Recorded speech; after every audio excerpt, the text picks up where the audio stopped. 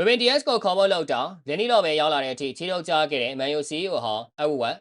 ပရိသတ်များအားမွေးမိန်လာပါဗျာဇင်ကွန်တိုင်းဘောလုံးအေးချမ်းကနေပြန်လည်ကြိုလိုက်ပါရင်မန်ချန်နဲ့ချက်သမိုင်းတစ်လျှောက်မှာအဝဝက်လောက်တောက်တလဲအပြောင်းအရွှေ့တွေလုပ်ခဲ့တဲ့အမှုဆောင်ကျုံးဆိုတာရှာပါရင်အသင်းကိုလာခြင်းနေတဲ့ဗန်တိုင်းကိုမလို့ခြင်းဘူးဆိုပြီးမျက်စိမိတ်ငင်းခဲ့တာကသိမိရသေးဘူးတကယ်အကောင်းဆုံးလူရှင်တော်ဟာသားပြဆက်ကဗမီကာက Ruben Dias ကိုတွားဝယ်ခိုင်းလိုက်ရာကနေစတာပါ Ruben Dias လို့အေယာမကြောက်ဆောင်ကြီးလို့ခံစင်မှုကိုတွားဆွေးနေပါဆိုမှဘိုးဘက်ကြောင်ဘလိုရီစေးစေးဘလိုရီလွဲချော်ကလည်းမသိပါဘူးအိမ်လဲပြန်ရောက်လာရောဗီတာလင်ဒီလော့ဆိုတဲ့နောက်တန်းမှာအမြဲတမ်းရက်ကန်ဖြစ်နေသူကြီးကို United အသင်းစီခေါ်လာခဲ့ပါတယ်